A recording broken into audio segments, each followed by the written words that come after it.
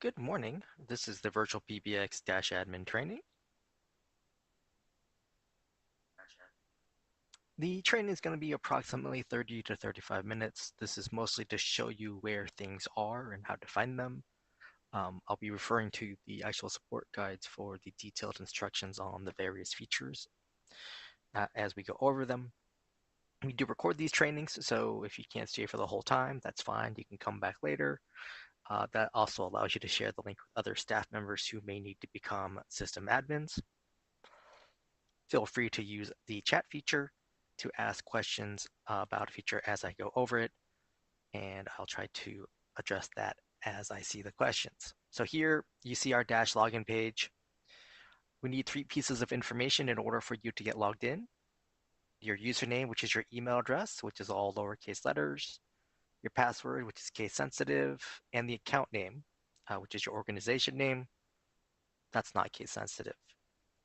If you can't log in, just above the sign-in bar, there's a forgot your info link. If you click on that, we still need your email address, and then we need one of the 2 pieces of information. Typically, the account name is the easiest. Click on reset password. That's going to send you an email. In the body of the email is a link that allows you to log in to change your password.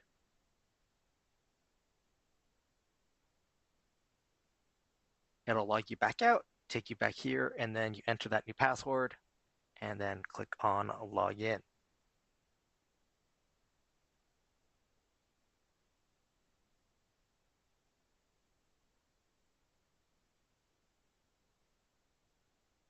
All right, so here you have our dashboard page loading up.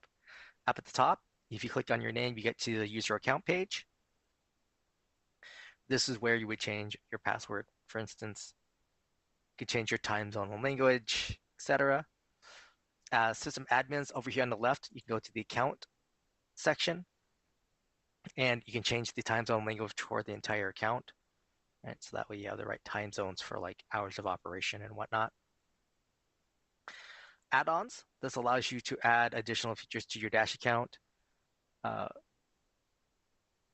They typically have a fee associated with it on a monthly basis. There'll be a pop-up letting you know what that monthly fee will be. You have to confirm it to continue and add that or turn on that feature. If you cancel, then you don't get that feature and you don't pay for it. Over here on the left is the billing portal. And this link here takes you to the billing portal. That's where you would log in to update your credit card information or view previous invoices. Any system admin can click on cancel account. And once the page loads here, you can click on the red cancel button and follow the on-screen instructions. And this will close your account at the end of the current billing cycle. Gonna click close here to the top right. And along here, again, your name, you can click on that to get that user account page. To the right, most of us have a D&D toggle. That stands for Do Not Disturb. And simply, mine is currently enabled, meaning I'm not taking calls. Right? So calls to my user are going right to VirtualPBX, or right to my voicemail, excuse me. Then here, I got the little phone icon here. This opens up a new tab and takes you to webphone.virtualpbx.net. Getting my terms confused here. Sorry about that. That has a login. It uses your Dash login page, and that presumes that you have added a web phone device to your user. Right? If you don't have a web phone on your user, you're not going to be able to log into that page. But that allows you to use Chrome or Firefox to make and receive calls from your computer. It's not supported on the mobile versions of those browsers. Then the little chat bubble, this opens up a new tab and takes you to virtualtext.app, has its own login information, and that's what you would go to make use of SMS on your account. Little question mark icon here, this opens up a chat window at the bottom right of your browser and allows you to speak to one of our support team members so they can help you go through a particular feature. The 3 horizontal line icon here, that's the menu icon or hamburger icon. This lets you get to other Dash features. And the little arrow icon here to the right will log you out. Now here in the middle, we have my total users. But all of our accounts these days, or most of our accounts, as far as I know, are based on a per user basis, meaning the more users you have, the higher your bill. So I have 4 people here. I have a total devices and a breakdown of those devices. Um, this is, again, based on plans. Some plans include a VoIP device as part of your monthly plan price. Others do not. Multiple VoIP devices, you're going to incur a charge. Also, all VoIP devices have an E911 fee associated with them.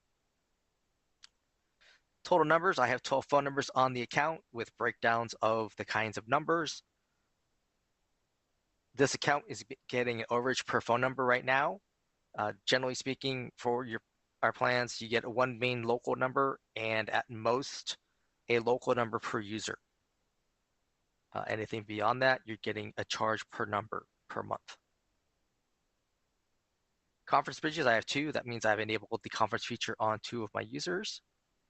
Over here to the top right, I have my main number block. Those 3 main numbers all behave the same place and they're the same way. All calls to them are going to the same place. They have all the same main greeting, for example. Conference room number. This is the conference number that everyone dials to join a conference, include your staff. It will ask you for your conference room number and PIN number. Fax box number. This is your main or inbound fax number. You can have one fax box number. This allows you to edit the fax box for outbound faxing as well. Copy to directory, there's 2 links here. One CSV, that's just open it with your favorite spreadsheet program. And it's going to have your user details for the entire, or all your users' details. The soft phone link is for use with the VirtualPBX desktop soft phone application. Right? So if you're using our soft phone app on a Mac or Windows PC, download this file, upload it to your VirtualPBX soft phone, and in your contacts, you'll see the other VirtualPBX soft phone users listed there and their status. Web store. This opens up a new tab, takes you to store.virtualpbx.com, where you could order things like a physical VoIP phone. Account realm. Each account has its own account realm. It's one of the 3 pieces of information used for a third-party soft phone, as well as for outbound faxing. Going to skip back up here to the top in this blue bar here. It says caller ID. If you click on that, opens up a box here. This pull down will let you select any of your main numbers, and whichever number you select becomes your default numbers. So for instance, your VoIP phones would use that by default as their outbound caller ID. Hold music here. This allows you to upload your own media file, .wav or .mp3, and it plays back after your call has come into one of your staff members and they have pressed hold on their VoIP phone. And this would be the default hold music for all your staff. Now, ours is part of main number. Don't want to set up main number quite yet. So over here on the left, we're going to click on users, little person with a desk icon. On this page here, you see all our users. The people with the blue suit, that's your system admins. The gray people are the standard users. So they have very limited access. Up here at the top is where you would add additional staff members. Big box pops open. You're going to fill out the form. The main thing to know is that the email address used for login needs to be unique for each user. You can't reuse email addresses. Beyond that, fill out the form. The system will automatically create a voicemail box for the user. It's intrinsically tied to the user.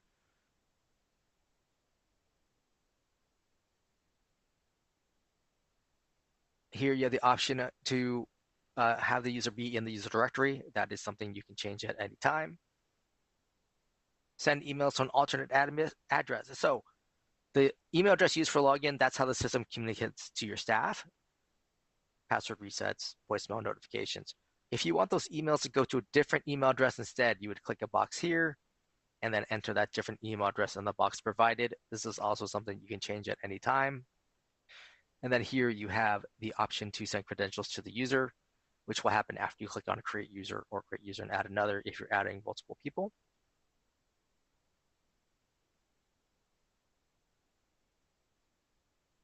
Once a user is created, you can click on their name. Right, so you can change their name if necessary. You can change their credentials here. You also have the option to send them the password reset email. Right? So that way they can change the password themselves.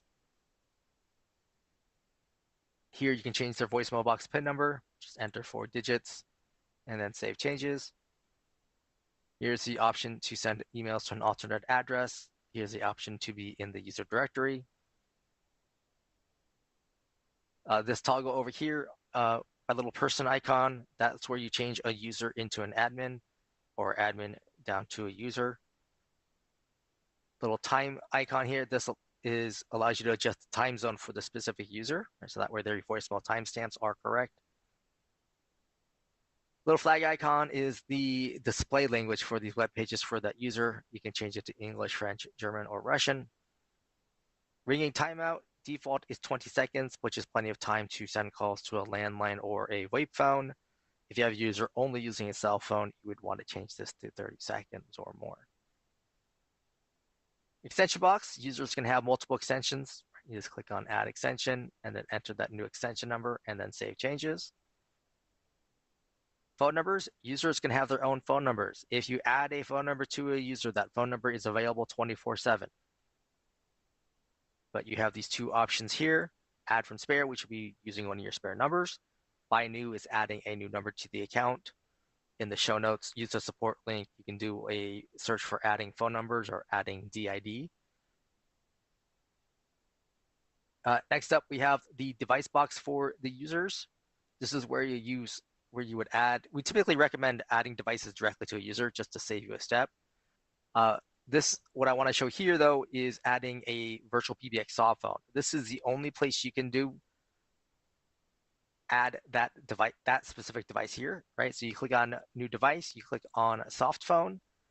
Whenever you add a soft phone or web phone, you get this warning message. Please read it at least once. When you click close, a big box will show up. It defaults to being a third-party soft phone. And I know that down here at the bottom, below where it says View Configuration Guide, it says Use Third-Party Application. And that means you're using someone else's soft phone app. If I click on this toggle where it says Use Third-Party Application, it flips it. So now it says Use VirtualPBX Application. So now I just need to give it a device name. I click on Create Device. Down here, I click on Save Changes. After I click Save Changes here on Dante, he gets an email letting him know that his VirtualPBX soft phone is ready. In the body of the email will be his username and password to log into the soft phone app itself, as well as download links so he can use the app on his preferred device. Again, this is the only place you can add that VirtualPBX soft phone on a user.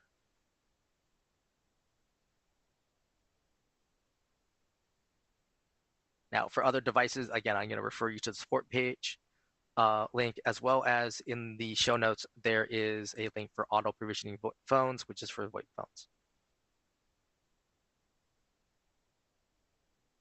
Variety of user features.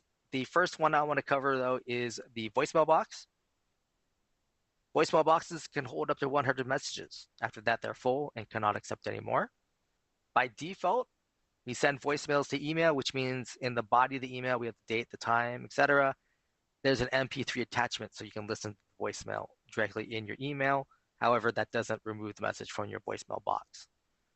You can call into your voicemail box and listen to voicemails over the phone. Like so from a VoIP phone, just dial *98, enter your PIN number. You're listening to messages, you can delete it. You can also access that your voicemails via the user portal, which we'll get to later.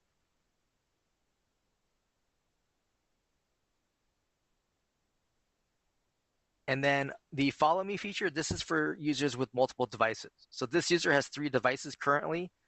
When the calls come into this person, all 3 of their phones ring at the same time. Now, if I don't want that, or the user complains to me that's saying, hey, I don't want that, I could go here to follow me. I would up here, click to enable.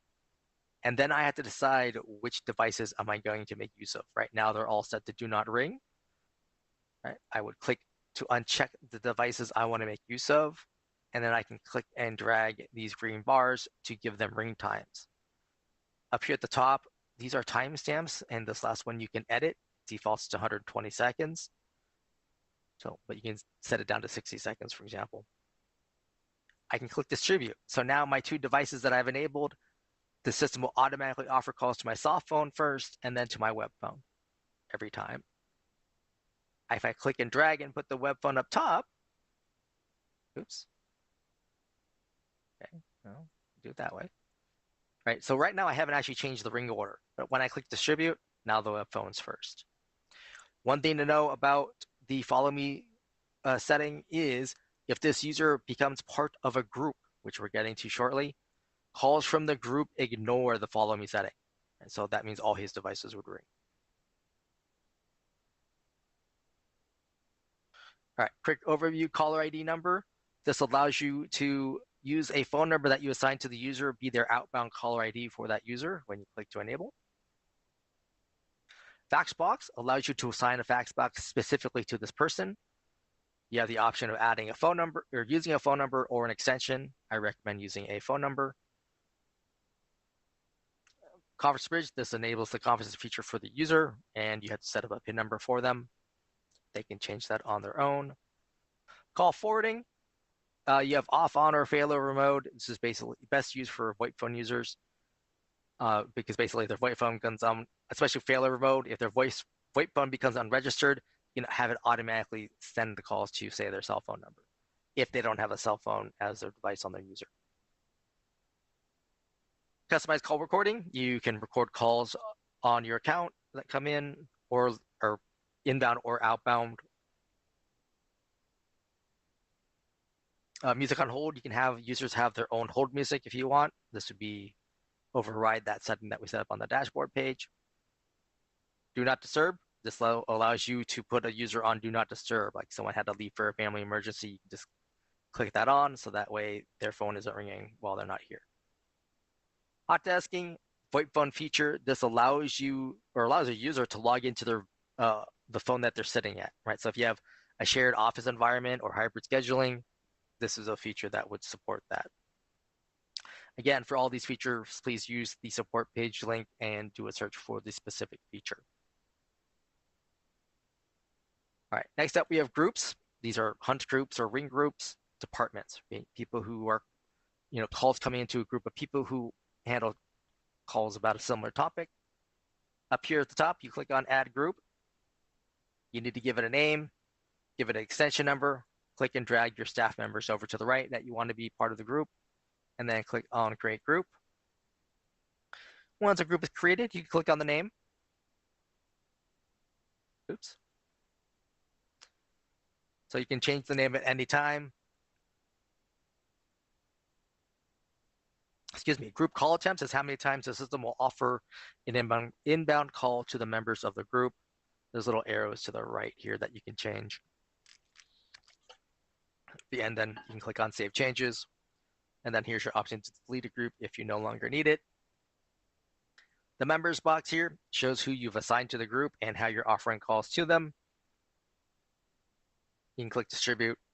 Right? You can click and drag the order, etc. One thing to know is that when you have it set up in distribution mode, right, calls will always be offered to the first person first, even if they're already on another call.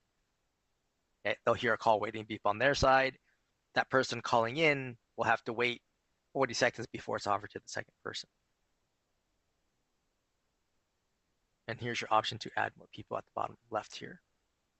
Extension box, groups can have multiple extensions if you want them to. Phone number box, just like under users, you can add from spare or buy new and add it directly here. And again, let's use the support page about adding numbers. Group features, bring back. This allows you to basically change that ringing sound that the inbound caller hears to a music file, right? So call comes in, your staff member's phone rings, right? That ringing sound's piped back to the inbound caller. Instead, you enable this feature, upload a .wav or MP3 file up to 1 megabyte in size.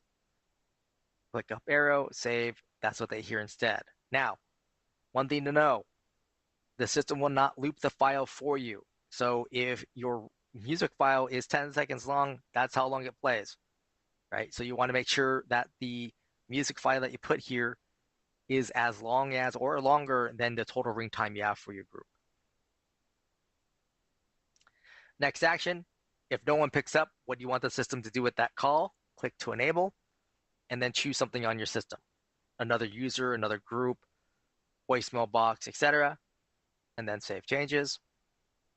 Allow call forwarding. If you want to allow your users to make use of call forwarding, you would turn this on. Caller ID prepend is a VoIP phone feature. This allows you to add text or numbers in front of the caller ID that shows up on your staff members' phones. Basically give them an idea what the call is about. All right, so with users, with devices and groups, then over here on the left, we can click on main number.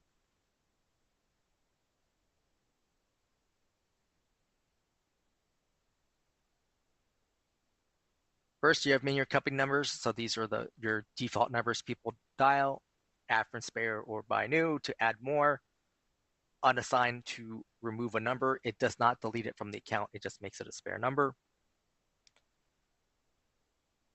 Office hour strategy. You have 24-hour office or open or custom office hours. If you choose custom for each day of the week that you're open, put a check mark, and then choose your open hours in 24-hour or military time.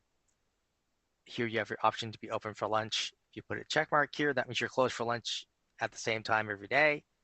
And then you enter your lunch hours in that 24-hour or military time. Then click on Save Changes. Office holidays, if you're closed for holidays, put a check mark here. Then click on Add Holiday on the far right. You have single day, date range, or advanced. Right, each one would create a new row.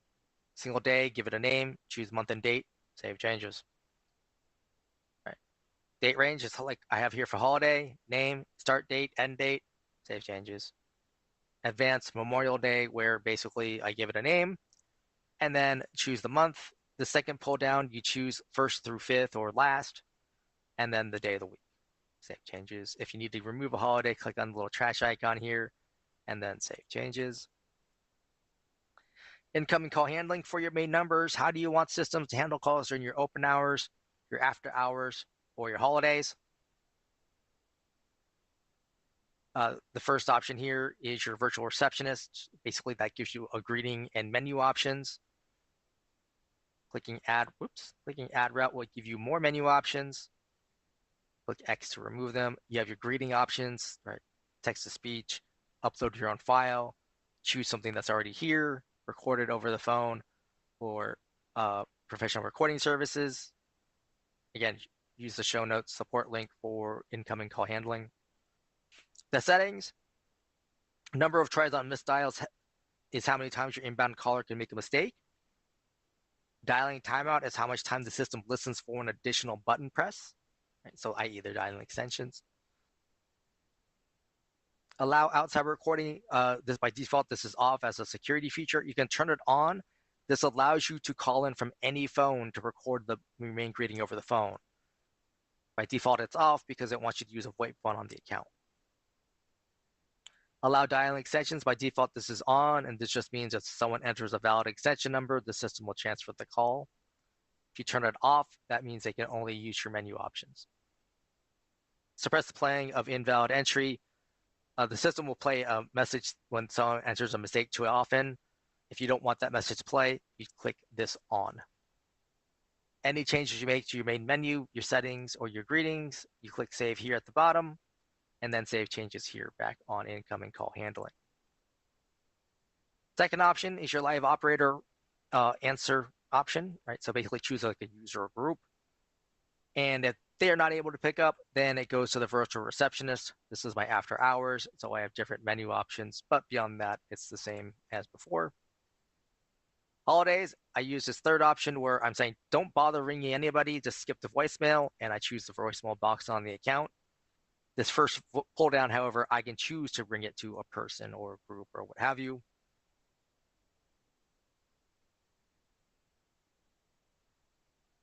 Main conference, oops. Yeah, okay, main conference number. You get multiple conference room numbers if you want, go into the same set of conference rooms. You have a custom greeting, which is text to speech. Just click enable and then type in what you wanted to say. Save changes. Even if you don't do that, the system says, welcome to the conference, and asks you to enter the conference room number. Main fax box, you can have one main fax box number. Once you do, you can edit the fax box here.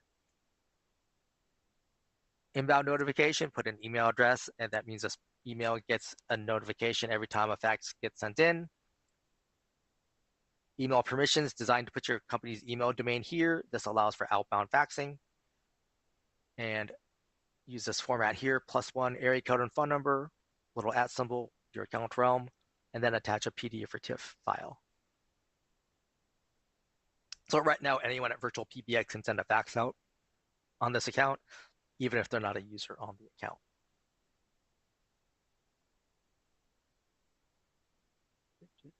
All right, auto attendance is an add-on feature. This allows you to add additional auto attendance for, say, things like sub-menuing, or if you have different companies that you want on the same account. Click add attendant, name and extension number. It shows up here. It defaults to being its own system, or its own it's not part of your main system, right? You click on this toggle, now it can be a menu option off of your system. Beyond that, you can add phone numbers to it. You can have extensions under the wrench icon here. You have your virtual receptionist. It has open hours, after hours, and holidays, which matches what we set up under the main number. The device tab, shows your device status. Anything that's green, we can send a call to. It's registered. Red means it's not registered, so there's a problem. Whether that means they didn't log in or they're having a network problem. You can add devices up here, but again, we recommend adding directly to the user. And just as a point of emphasis here, oops, wrong thing.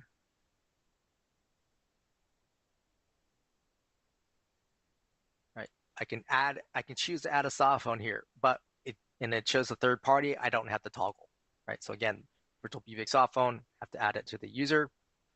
Other thing to know is under here, under the wrench icon, under emergency caller ID, you can set up each VoIP phone to have its own address information for the purposes of E911, which you set up under the phone number. Greetings tab shows your media files on the account. You can upload new files here. Just give it a name, click on browse. You can upload a .wav or MP3 file up to 1 megabyte. It will be here and available. Beyond that, you've got the name of the file, right? The source upload means you uploaded the file. TTS means it was text to speech, right? So you created it under the virtual receptionist. And then recording means it was recorded over the phone. You have a playback icon so you can listen to the file, make sure it's still relevant to your needs. You can download it so you have a backup copy. You have edit under the wrench icon here. It helps if I click it. So you can change the name, or you can remove a greeting if it's no longer relevant. Numbers takes you to your numbers and use page. So it shows you where they're assigned. You got the gear icon where you can update the E911 information for the number. Spare numbers, these are numbers you're not using. If you put a check mark here, you'll be able to then delete the number from the account. You can also start the port process. For more details on that, please use the support page and do a search for porting a number. Voicemail boxes shows your voicemail boxes on the account. Anything with an entry here under user means it was created with the user.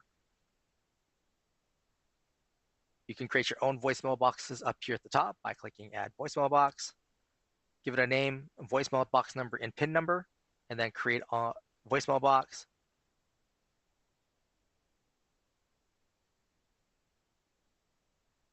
Main thing to know, a voicemail box number is not the same as an extension number. Right, so entering 3333 will not get me to this voicemail box. It would in fact get me to an invalid entry message. But this is the information you would use to check voicemails over the phone, etc. Advanced, this is where you can assign greetings if you don't want to record it over the phone.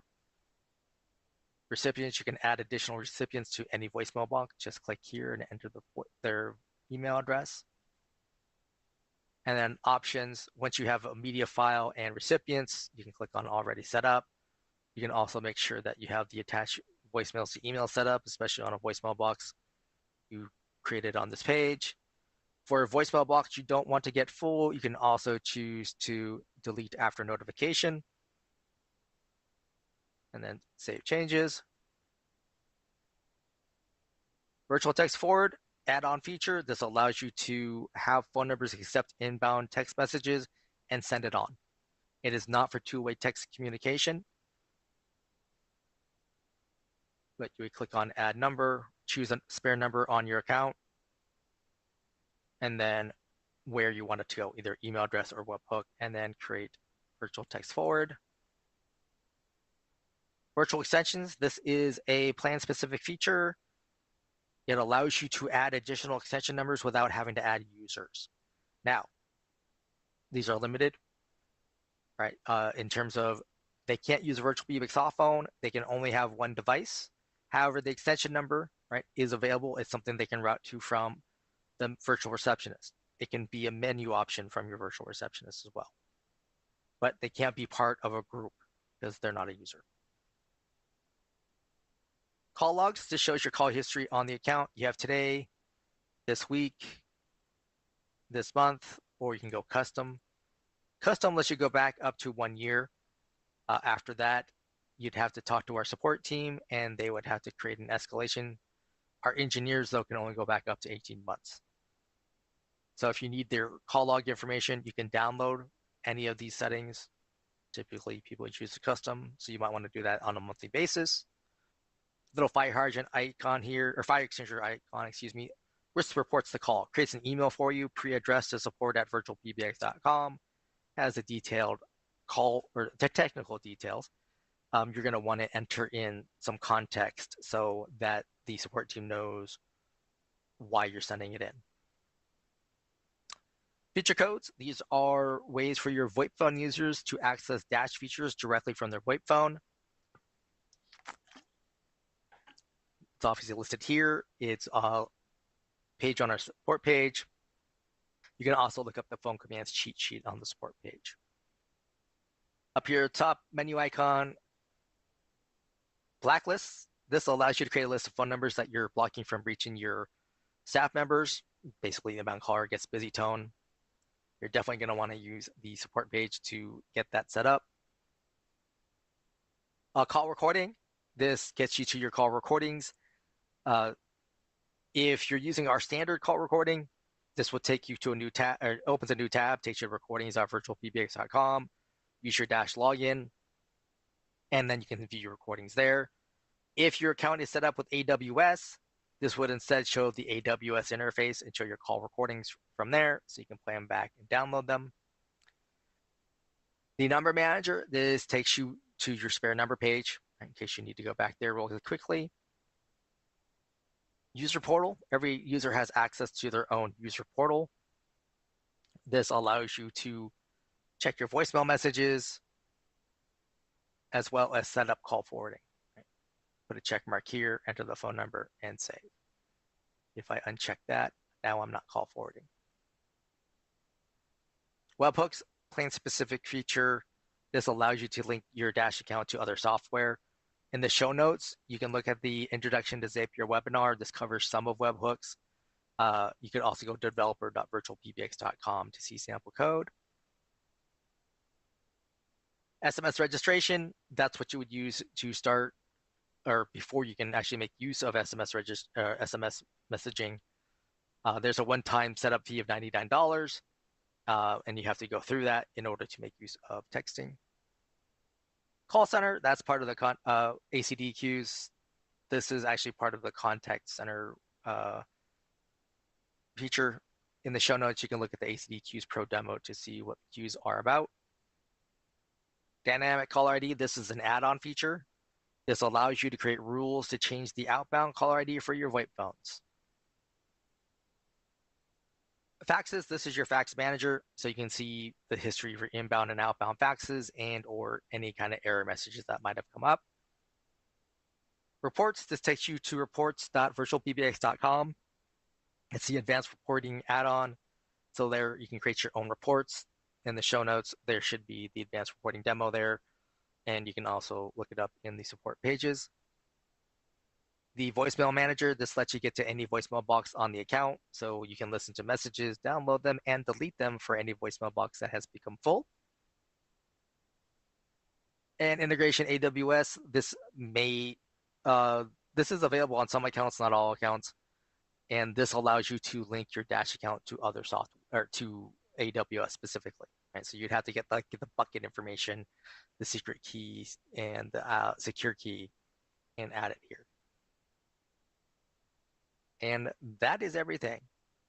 Again, please make use of that support page to look up any of the features I was talking about and how to implement them. Beyond that, I thank you for your time today, and we'll be back next Tuesday at 10 a.m. Pacific.